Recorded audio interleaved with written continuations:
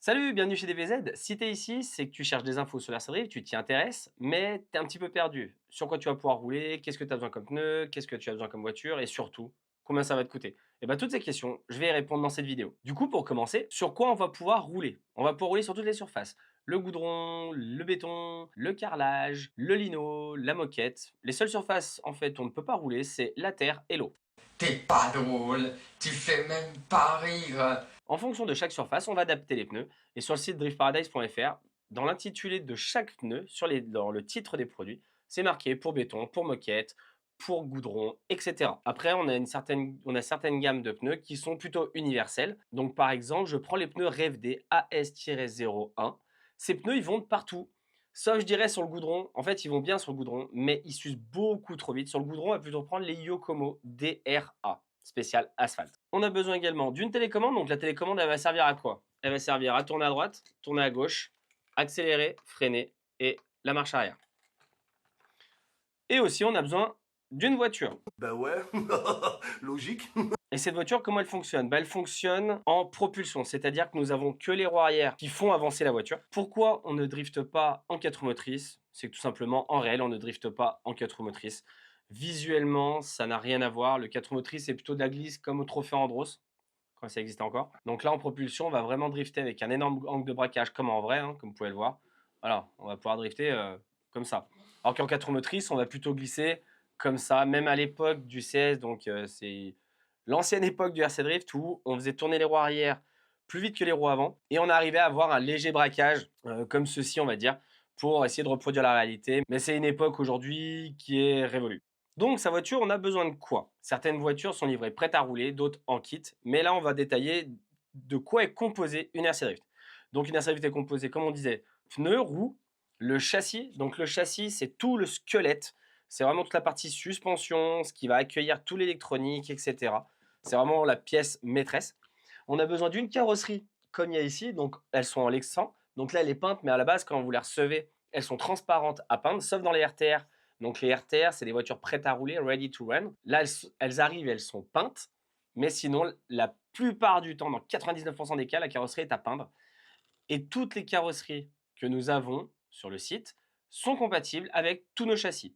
Sauf mention contraire, M châssis ou empattement non standard. Une RC Drift a un empattement entre 255 et 260 mm. L'empattement, c'est la distance entre le centre de la roue et le centre de la roue. Vous pouvez voir sur le site des carrosseries, mais là c'est bien spécifié, un empattement non standard 245, 247 ou 275 mm.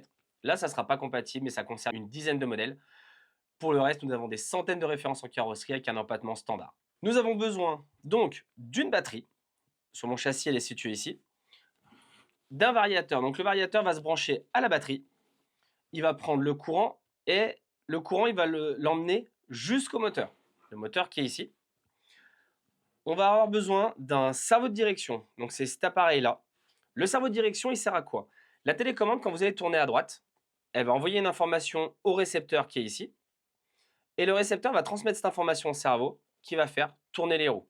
Donc ça, c'est ce qui va permettre de faire tourner votre voiture. Et là, on a un autre appareil, c'est un gyroscope, plus communément appelé le gyro. Donc là, les puristes dans le modélisme qui ne connaissent pas le RC Drift vont tomber dessus, ce que je comprends, j'ai été pareil avant. Mais nous, le gyro, ce n'est pas une assistance à la conduite. Déjà, comment il fonctionne?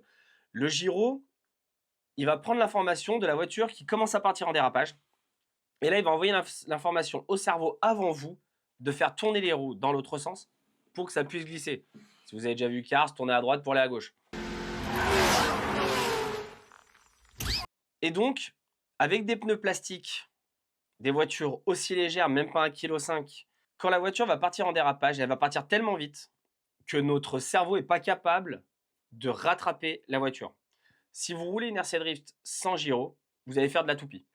Concrètement, la voiture, elle va tourner comme ça sur elle-même et vous n'allez jamais réussir à faire autre chose. Le gyro est souvent assimilé à un appareil de triche dans les autres disciplines, ce qui est normal. Dans les autres disciplines, par exemple, quand un enfant se met au tout-terrain, quand il sort du virage, il va souvent faire des grands virages, il va avoir du mal à tenir droit sa voiture et le gyro va l'aider à stabiliser l'avant de la voiture. Nous, ce n'est pas une assistance, c'est un appareil qui rend possible la conduite d'une RC Drift. Sinon, c'est impossible de la conduire. Il n'y a aucun pilote dans le monde qui conduit une RC Drift propulsion sans gyroscope. C'est comme en vrai. Quand votre voiture elle est en glisse, au moment où vous allez l'acheter de l'autre côté, au moment du transfert, vous allez lâcher le volant, la voiture va pivoter, et au moment où vous êtes sur le bon angle, vous allez rattraper le volant. Bah là, c'est la même chose. Le gyroscope va juste être une assistance, il ne va pas conduire la voiture à votre place. Et aussi, vous allez avoir besoin d'un chargeur, mais on va détailler tout ça juste après. Pour les batteries, on va utiliser dans 99% du temps des batteries au lithium, des batteries LiPo.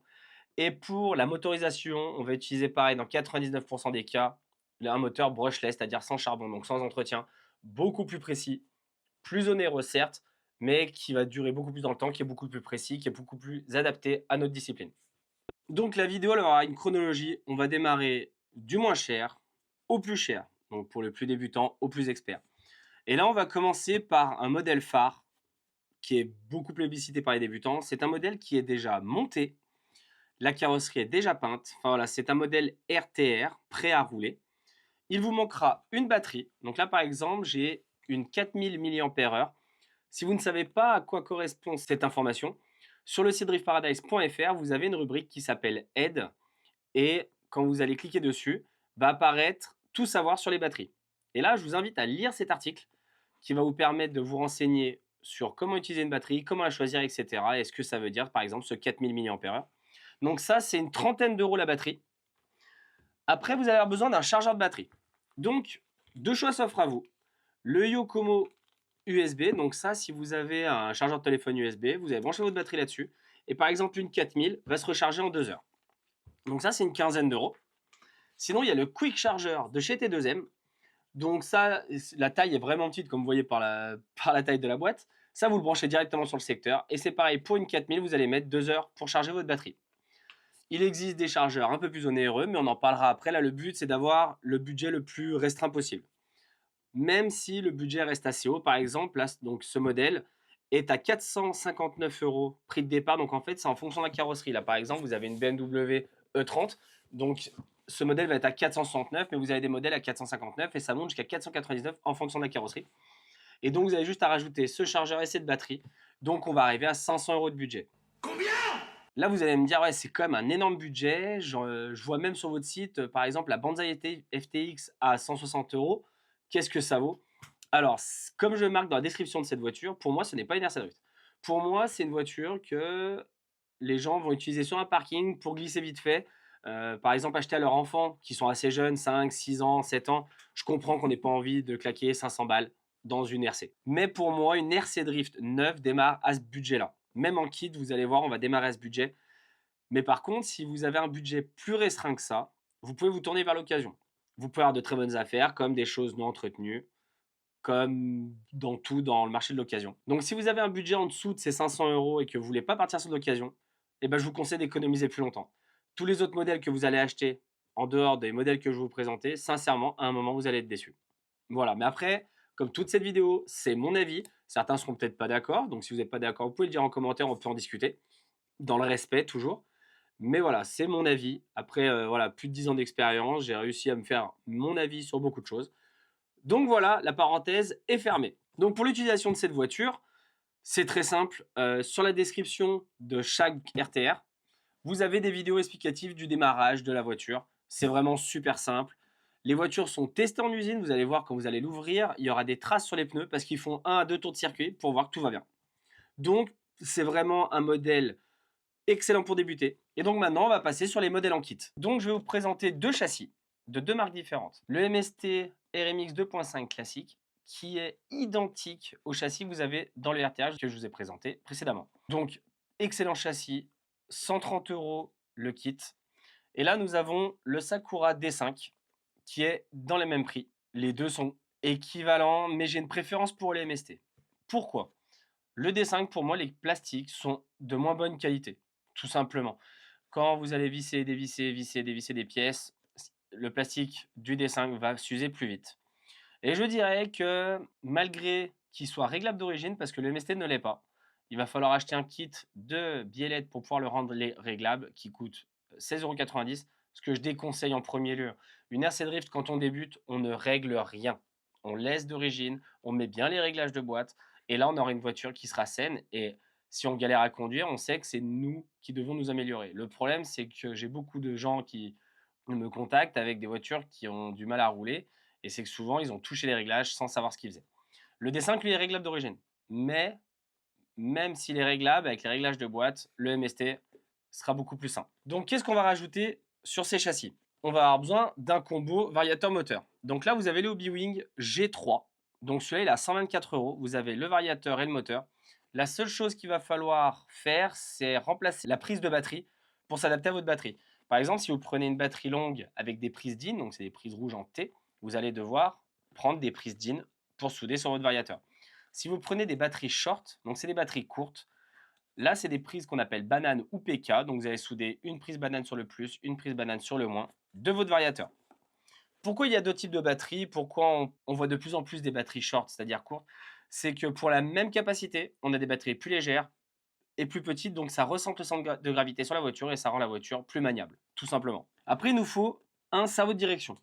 En cerveau, le moins cher que nous allons avoir, c'est le OMG D1-10S. Alors, c'est pas un cerveau développé pour le RC Drift propulsion, parce qu'il faut savoir que le cerveau, c'est quand même la chose la plus importante sur un châssis drift. Et celui-ci n'est pas développé pour, mais il fera très bien le travail. Mais c'est sûr que comparé à un cerveau, par exemple le OMG D2-18S, qui lui a un peu plus de 50 €, alors que le D1-10 a une trentaine d'euros, celui-là est vraiment adapté pour le drift et ça vous changera vraiment le comportement. Mais si vous avez un budget vraiment très restreint, autant avoir un cerveau moins cher que de ne pas avoir de RC Drift tout court. Pour piloter ce cerveau, on va avoir besoin d'un gyro. Le gyro le moins cher que nous avons, qui est quand même de qualité, c'est le SkyRC GC301. Donc celui-là, c'est pareil, il a une trentaine d'euros. Mais on ne peut pas régler les butées. Si vous ne savez pas ce que c'est les butées sur un gyro, je vous invite à aller voir ma vidéo sur le réglage du gyro où j'explique ce que c'est. Là, nous avons un peu plus haut de gamme, chez OMG, le gyro V1. Donc lui, il coûte, je crois, 6 € de plus que le SkyRC. Et lui, il a le réglage des butées. Côté chargeur, je vous conseille soit le SkyRC sur Yokomo, comme je vous ai montré tout à l'heure avec le RTR, ou alors le Connect Multi 100+. Donc celui-là, vous allez pouvoir charger jusqu'à 10 ampères, et donc vous allez pouvoir charger votre 4000 mAh en 1 heure. Là, c'est une cinquantaine d'euros.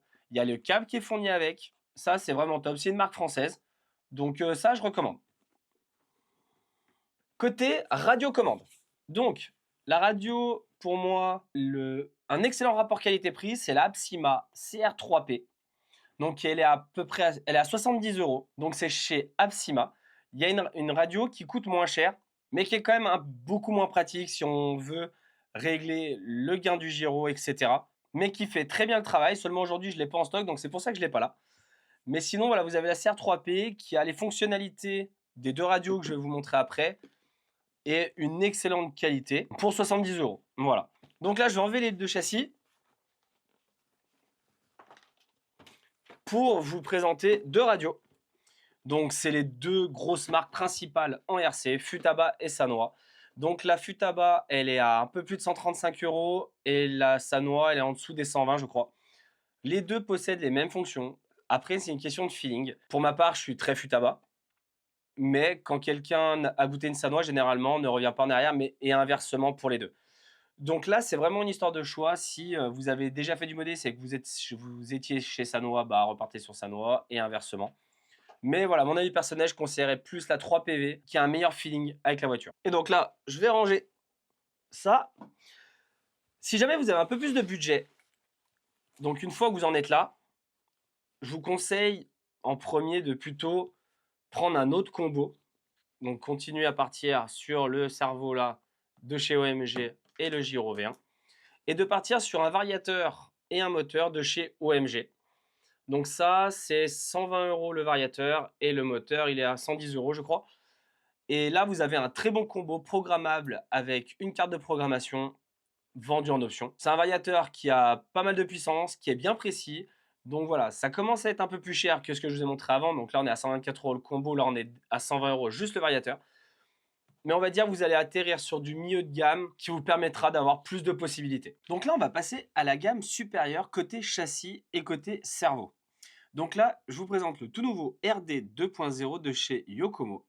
Ce qui est cool avec ce châssis, c'est que vous avez une évolution de l'ancien YD2 à un prix qui est pour le coup assez surprenant. On est à peine à 169,90 €.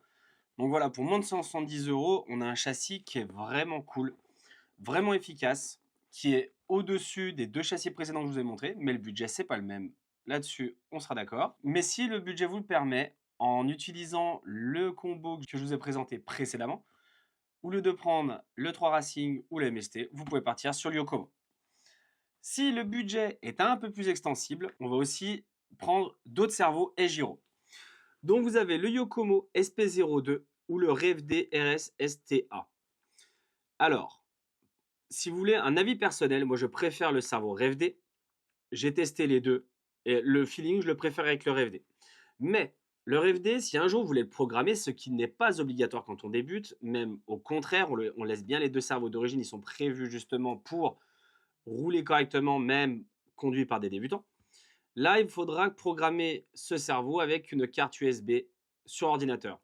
Celui-ci, soit une carte USB, soit une carte de programmation directement sur le cerveau. Donc, c'est un petit peu plus pratique côté Yokomo.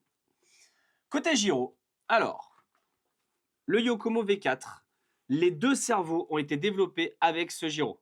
Donc, il est parfaitement compatible, ça marche vraiment très bien. Et son concurrent direct, le OMG V4. Pour moi, ils ont le même comportement les deux. Seulement, si vous voulez mettre votre gyro en position verticale, l'OMG permet cela. Il permet de travailler sur 3 axes différents. Côté batterie, on va partir sur du Redline de chez Genesis en 4000 mAh. Donc là, c'est des batteries haut de gamme en 130C. Donc je vous renvoie toujours sur la vidéo sur les batteries pour vous renseigner là-dessus.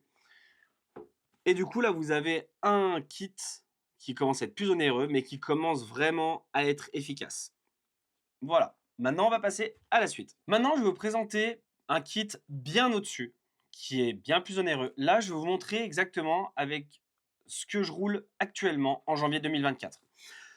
Donc, le châssis RDX que j'ai présenté et monté dans la vidéo précédente sur la chaîne. Donc, je vous laisse aller la voir. Elle dure 1 heure. Je montre tout le montage de la voiture, comment elle roule, etc. Donc, le RDX, le châssis de chez RFD à 270 €. Il est tout en plastique, mais il est redoutable. C'est vraiment un excellent châssis. Je vais vous présenter après des châssis de chez Yokomo qui valent bien plus cher, le triple, et il est tout aussi efficace. Donc avec celui-ci, je roule avec le variateur Bref de chez RFD. Là, on commence à taper dans du variateur. Enfin, c'est pas on commence, c'est on arrive sur le plus haut de gamme. Donc de chez RFD, c'est 264,90 € le variateur. Le moteur, le Absolute. Donc ça, je roule en moteur 13,5. Donc on est à 135 €, il me semble, si ma mémoire est bonne. Le cerveau RFD, toujours. Ce cerveau, c'est pour moi le meilleur rapport qualité-prix du marché. Le Revox, donc ça, c'est le gyro de chez RFD. Ce gyro a été développé avec ce cerveau, parce que le cerveau est sorti il y a quelques années. Le gyro est sorti l'année dernière et ils ont développé le gyro. Donc la compatibilité est parfaite. Niveau batterie, je roule les 5000 mAh de chez RFD et aussi les 3700. Donc ces batteries, il faut dire ce qui est, elles coûtent une fortune. Là, les grosses batteries en 5000, c'est 90 €, c'est plus de 60 € et 3700. Mais donc, pourquoi je joue avec ça? Bon, déjà, parce que je roule pour RFD, hein, avant que certains disent je fais de la pub que pour RFD parce que je roule pour eux, donc je le dis. Mais c'est que surtout, en fait, ces batteries, je fais n'importe quoi avec, niveau stockage, etc., elles ne gonflent jamais. Pour moi, c'est les plus fiables que j'ai, mais elles sont vraiment pas données. Les Redline, c'est aussi des batteries que je roule quand je veux de la batterie vraiment légère et fiable aussi. J'ai pas de souci avec celle-là non plus. Niveau radio, donc moi je roule avec une DispX, je vous la présenterai après. Mais dans ce kit-là, la 4PM, c'est une très bonne base. C'est une super radio. On est à un peu plus de 300 €. Mais pour moi, c'est le meilleur rapport qualité-prix du marché. Si vous roulez en accuvance, vous pourrez régler votre variateur avec la télécommande 4PM. Comme une 10PX, une 7PX, vous branchez un module S-Bus. L'accuvance, je vais vous le présenter après, il est juste à côté. Et vous pourrez régler votre variateur avec la 4PM. Donc voilà, pourquoi une bonne radio? J'ai déjà expliqué plusieurs fois. La possibilité de réglage, c'est une chose, mais c'est surtout le ressenti, le feeling qu'on a avec. Ça change toute la voiture. Vous changez juste la radio sur un châssis et un électronique bas de gamme, ça vous change la voiture. Voilà, on passe à la suite. Donc, on arrive sur les gros kits, les plus chers. Je reviens sur une chose. Tous les électroniques que je vais vous présenter haut de gamme, là le RFD, je ne voulais pas présenter ici parce que je voulais le présenter avec le RDX, mais il est tout aussi bon que par exemple Accuvance ou Hobby Wing. Quand on investit dans du RC Drift, on privilégie l'électronique. L'électronique, c'est ce qu'il y a de plus important. Il vaut mieux un châssis à 160 euros. Par contre, un électronique qui peut en valoir 500, on a une voiture beaucoup plus efficace qu'avoir un châssis, par exemple, un SD2 ou un MD2 que je vais vous présenter maintenant, avec un électronique très bas de gamme. Ça sera beaucoup moins efficace. Il faut vraiment garder ça en tête. L'électronique, c'est la priorité. Quand je dis électronique, c'est variateur, moteur, gyro, cerveau et télécommande. Donc, je vais vous présenter un chargeur que j'ai actuellement en utilisation perso. C'est le Q200 Neo de chez SkyRC. C'est un 4 sorties pour à peine 170 euros. Un 4 sorties, il est vraiment tout petit. Vous voyez la boîte, en fait, la taille, la hauteur, il fait à peine ça. Il est vraiment top. Côté châssis, il y a le SD2 de chez Yokomo et le MD2. Donc le SD2, on est à un peu plus de 500 euros. Là, par contre, on est à 800 euros. C'est deux philosophies différentes. Le SD2 est plutôt inspiré du châssis YD2 d'il y a quelques années, mais avec beaucoup d'évolution et plus tout à fait la même architecture. Et là, par contre, le MD2, qui est vraiment un tout nouveau châssis, c'est une nouvelle architecture. Je vous mets pas de photos dans la vidéo parce que tout est sur le site, donc vous verrez, vous aurez des photos détaillées, des descriptions, etc. Et donc, tout à l'heure, je vous disais, le RDX, pour moi, je le mets au même endroit. Hein. Juste, pareil, un MD2 ou un SD2, c'est plein de carbone, c'est plein d'aluminium, c'est super joli, c'est bien fait. Voilà, mais c'est tout aussi efficace qu'un châssis 100% plastique. Voilà, ceux qui vous disent qu'il faut de l'aluminium, du carbone pour être efficace, ne les écoutez pas. Mais par contre, des pièces en aluminium qui sont réglables avec plusieurs réglages, là, ça peut être plus efficace que du plastique simple. Mais la même pièce, qu'elle soit en alu ou en carbone ou en plastique, c'est la même chose. On va passer à l'électronique. On va passer chez Accuvance. Accuvance, donc là, je vous présente le RAD et il y a le Jarvis XX qui est au-dessus. Il y a quelques réglages en plus. La vidéo n'est pas destinée à parler des réglages disponibles sur les variateurs. Je vais vous perdre. Donc, ce variateur, on est à 200 euros. Comme je vous disais, si vous avez une radio 4PM ou une 10PX ou une 7PX de chez Futaba, vous installez un S-Bus. Donc, c'est un petit module qui se connecte au récepteur. Ça va vous permettre de régler le variateur via la télécommande. C'est génial. Après, nous avons Hobby-Wing. Alors, Hobby-Wing, vous mettez le OTA. Donc, c'est un module Wi-Fi. Et vous le réglez avec votre télécommande. Donc, ça, c'est le Hobby-Wing XD10. Pour aller avec le variateur, le moteur D10. Excellent moteur, développé avec. Pareil, je vais répondre à une autre question. Tous les moteurs Sensord, donc à capteur, sont compatibles avec tous les variateurs Sensord à capteur. Vous pouvez prendre un moteur Accuvance et un variateur Hobby-Wing. Un moteur Hobby-Wing et un variateur Yokomo. Là-dessus, il n'y a aucun problème. Là, nous avons le plus haut de gamme de chez Yokomo, c'est le RPX2. Ce variateur a déjà quelques années, mais il est toujours excellent. On peut le régler avec un module Wi-Fi ou une carte de programmation. Là, on va passer au cerveau et au gyro. Donc, pour moi, si vous êtes débutant, ce cerveau et ce gyro, vous l'oubliez. C'est vraiment complexe à régler. Donc ça, c'est destiné aux possesseurs de Futaba, surtout, parce que ça va permettre de régler le cerveau et le gyro directement à la radio. Mais ces deux appareils sont vraiment efficaces, c'est une dinguerie. Mais niveau réglage, si vous êtes débutant, vous n'allez pas y arriver, mais clairement. Donc là, ne balancez pas votre argent par les fenêtres. Un gyro comme ça, c'est 150 euros. Un cerveau comme ça, c'est 260 euros. Si vous êtes expert, il n'y a pas de souci, allez-y, c'est vraiment du super matos. Donc voilà, comme vous l'avez vu, on peut démarrer à 500 euros le RC Drift neuf, hein, toujours, je parle toujours du neuf, pour aller jusqu'à 3, 4 000, 5 000 euros pour certains. Par exemple, si vous avez, il y a les châssis de la marque Overdose, que là, je n'ai pas présenté, le gamme, j'aurais pu le présenter, mais il n'était pas en stock. La production des châssis chez Overdose, c'est un peu compliqué. On peut se retrouver avec des châssis disponibles pendant 6 mois et pendant 6 mois plus dispo. Donc, c'est un peu plus compliqué de partir sur du Overdose quand on débute. Il faut être conscient que la marque, les productions de pièces, c'est au moment où ils les sortent, il faut les avoir. Sinon, c'est un petit peu compliqué. Mais voilà, si vous avez un gamme full option avec de l'électronique de dingue, on arrive à 5 000 euros sans problème. Mais ce n'est pas obligatoire. Le RC Drift peut très bien se pratiquer à 500 euros, ce qui est déjà un énorme budget. J'en suis conscient. Mais malheureusement, dans le neuf, on ne peut pas attaquer avec un budget inférieur. Et j'ai oublié de vous dire aussi, dans la gamme de la 10PX, donc la plus haute gamme de chez Futaba, donc ça c'est quand même 800 euros, nous avons aussi chez la concurrence, chez Sanwa, la M17. Voilà, c'est de la même gamme. Juste, c'est des feelings et des réglages différents, mais niveau qualité, c'est la même chose. Donc dites-vous que tout ce que je vous ai présenté en électronique et châssis, tout est compatible entre eux. C'est-à-dire que vous pouvez très bien acheter un Accuvance et un Sakura D5 de chez 3 Racing, c'est compatible. Quand on commence sur RC Drift, on a toujours un problème, c'est de savoir les compatibilités entre les pièces. L'électronique, je dis bien tous les électroniques, sauf une exception, je vous dirai après, sont compatibles avec tous les châssis et tout l'électronique ensemble. C'est compatible. Le seul problème que nous avons aujourd'hui, c'est entre le cerveau RFD et les châssis haut de gamme de chez Yokomo. Il ne sera pas compatible. Le cerveau est en position verticale sur le MD2 et le SD2. Et le cerveau de chez RFD, il fait 3 mm plus épais qu'un cerveau standard. Et donc là, il n'est pas compatible. Mais sinon, voilà, vous pouvez prendre un variateur Yokomo, un moteur à cuvence et un châssis MST. Là-dessus, il n'y a aucun problème de compatibilité. Donc voilà, j'espère que je vous aurai un petit peu aiguillé.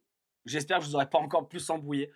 Mais c'était surtout pour montrer ce qui est possible de mettre, les compatibilités et les budgets. Donc là, je n'ai pas détaillé à chaque fois chaque prix parce que vous voyez, je commence à avoir un choix. Et encore, là, je vous ai présenté, je pense, un dixième de ce qui est possible d'avoir. Et je vous dis à très vite pour une prochaine vidéo.